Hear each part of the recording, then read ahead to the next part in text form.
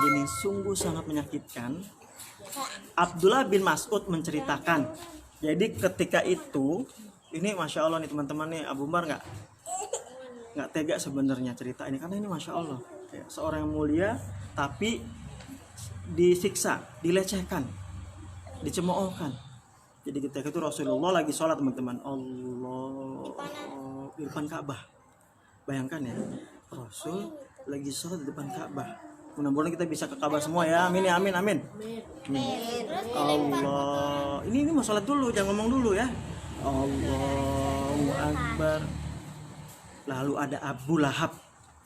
Hai, siapa yang berani meletakkan kotoran unta di punggungnya Muhammad?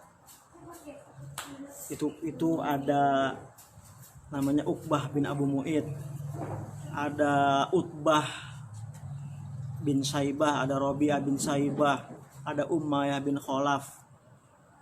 Gak ada yang berani kecuali Uqbah bin Abu Mu'id. Aku berani meletakkan kotoran unta itu di punggungnya Muhammad. Biarkan aku saja. Bener kamu berani? Iya, aku berani.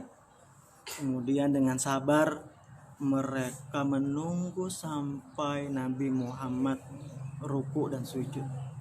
Allahu Akbar. Ruku, Allahu Akbar, sujud, lalu diletakkan kotoran untanya. Tapi Nabi nggak nangis, Nabi nggak marah, Nabi diam.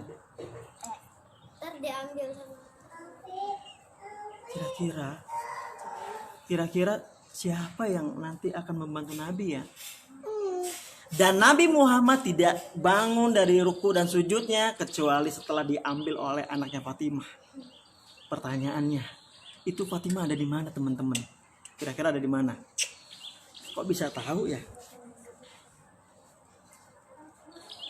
Dari mana teman-teman? Kira-kira kalau teman-teman lihat seperti itu mau ambil gak itu? Kalau teman-teman cinta Rasul mau diambil gak tuh kotoran? Itu kotoran unta lo, bau lo. Hah? Ada yang pernah ketemu unta gak? Sapi pernah sapi? Pernah. Oh, kambing pernah kambing? Pernah ketemu kambing gak? Mbak. Mbak. Nah, kalau unta gimana bunyinya ya unta ya? Itu mah gajah salah ya. Jadi teman-teman bayangkan itu, diambil, Fatimah nangis teman-teman, diambil kotorannya pelan-pelan sambil nangis, ya Allah, sambil nangis lagi. Lalu Rasul langsung doa teman-teman, selesai sholat doa, ya Allah hukumlah Abu Lahab, ya Allah hukumlah Uqbah bin Abu Mu'id, hukumlah Saibah bin Rabi'ah, ya Allah hukumlah Utbah bin Rabi'ah, ya Allah hukumlah Umayyah bin Khalaf, ya Allah hukumlah mereka ya Allah. Dan mereka tahu ketika orang yang berdoa di depan Ka'bah itu pasti terkabulkan doanya. Mereka langsung diam. Tadi ketawa tuh. Biarkan saja Muhammad. Ada kotoran di punggungnya. Biarkan saja. Tapi ternyata mereka langsung diam. Muhammad doa. Celaka kita, bahaya kita celaka, bahaya nih, bahaya nih. Itu masya Allah teman-teman, semuanya diem. Akhirnya setelah diem Rasulullah pulang. Itulah bakti Fatimah kepada ayahnya, masya Allah. Dan Fatimah walaupun sudah nikah, ketika Rasulullah mau ke rumahnya, masya Allah teman-teman. Jadi ini Rasulullah mau datang nih, Fatimah sudah di depan pintu teman-teman. Assalamualaikum ayahku. Waalaikumsalam, silakan datang wahai ayahku. Dicium tangan, dipeluk. Begitupun ketika Fatimah ke rumah ayahnya. Assalamualaikum, waalaikumsalam anak, silakan masuk. Dicium tangannya, dipeluk, masya Allah. Itu bakti yang kedua. Lalu apa bakti yang selanjutnya? Jadi ketika itu teman-teman di tahun 7 kenabian, tahun berapa? 7 kenabian itu lagi diboikot.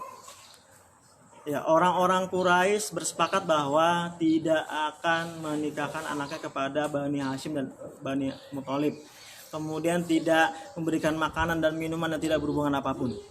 Akhirnya selama 3 tahun kaum muslimin dan Bani Hasyim, Bani Muthalib nggak dapat makanan sama sekali. Termasuk Fatimah, teman-teman. Fatimah itu sampai sakit, teman-teman. Sampai sakit dia. Karena bapaknya diboikot, anaknya juga diboikot, dia nggak makan. Bapaknya nggak makan, anaknya nggak makan. Bahkan saking nggak ada makanannya, teman-teman tahu gak makanannya apa waktu itu? Ada daun-daun kering, ada cabang-cabang kering jatuh dari atas, itu dimakan. Bahkan ketika itu Sa'ad bin Abi Waqqas, mohon maaf lagi buang air kecil. Dulu kan belum ada bahasa seperti ini, teman-teman. Ya, yang penting bisa ngumpet, nggak kelihatan, itu boleh. Akhirnya pipis, tiba-tiba lihat, kok bunyi? Diambil, teman-teman. Kira-kira apa yang diambil? Itu kulit unta yang sudah kering, teman-teman. Lalu dibakar, dikasih air, dimakan selama 3 hari. Jadi makannya cuma kulit unta yang kering. Bahkan riwayat lain itu ditumbuk campur air. Bayangkan aja, teman-teman, makanannya itu. Tapi mereka Masya Allah tetap bertahan. Mereka gak mau keluar. Mereka mau bersama Nabi yang dicintai oleh mereka. Itu bakti Fatimah kepada Rasulullah. Dan baru selesai diboikot, teman-teman. Ya, bayang nggak, teman-teman, kira-kira rasanya puasa gimana? Lapar nggak? Puasa sehari, padahal teman-teman puasa itu dari subuh, ya, dari subuh sampai maghrib, cuma 6 jam. Mereka Rasulullah, para sahabatnya 3 tahun makannya tidak karu-karuan deh. Makannya kadang bahkan ada Sa'ad bin Abi Waqqas itu saking laparnya, teman-teman, begini nih, kayak kambing kan, jalan meraba-raba, gelap-gelap, tiba-tiba ada basa-basa dimakan. Sampai Sa'ad bin Abi Waqqas nggak tahu tuh yang dimakan apa gitu. Nggak tahu apa. Saking laparnya tuh, saking bingung apa yang mau dimakan. Nah, teman-teman semua yang dirahmati Allah. Kemudian selanjutnya adalah yang terakhir. Ketika Fatimah sudah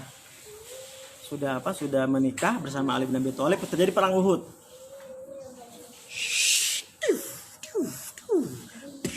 Terjadi perang Uhud, dan itu di awal-awal menang, Rasulullah menang.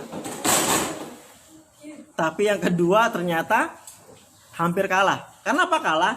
Karena pasukan panah yang ada di Bukit Pemanah nggak taat. Karena ketika itu melihat ada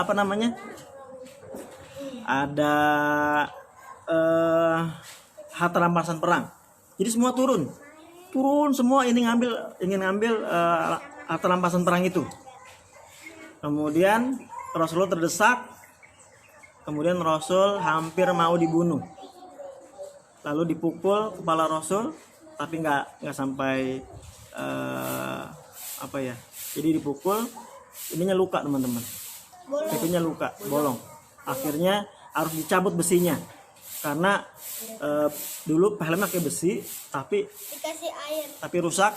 Ya, akhirnya apa, teman-teman, terakhir Ali bin Abi Thalib mengambil air dari tamengnya, dikasih ke sini, Fatimah dilelap tuh ya, darahnya yang basah. Berdarah lagi, dikasih air lagi, berdarah lagi. Nah, cara berhentiin gimana ya? Cara berhentiin gimana kira-kira? Kalau teman-teman luka gimana caranya? Kalau teman-teman luka nih, ada yang pernah jatuh gak di rumah? Kamu siapa namanya? Alif pernah jatuh, luka.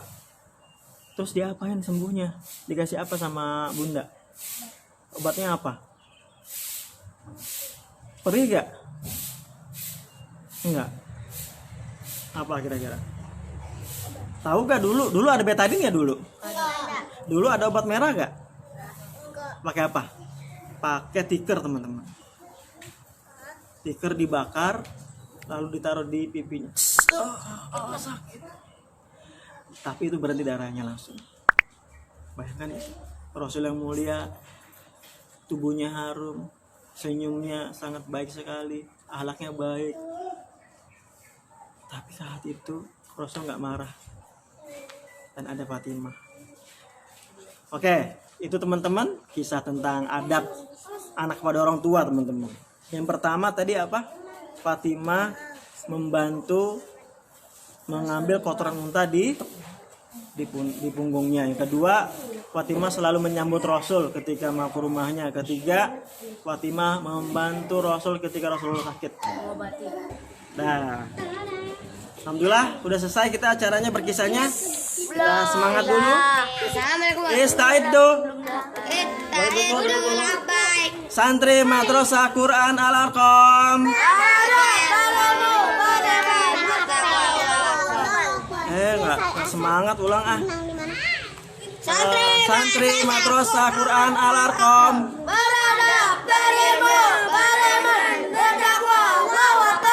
Lentera seru anak. Itu sudah Abu Mar. Ingetin besok. Besok jangan lupa episode ketiga. Kira-kira kisah apa yang disampaikan? Nah, insya Allah besok bersama Abah Maryam, insya Allah ya. Silakan teman-teman ucapkan salam ke teman-teman yang ada di sana. Assalamualaikum.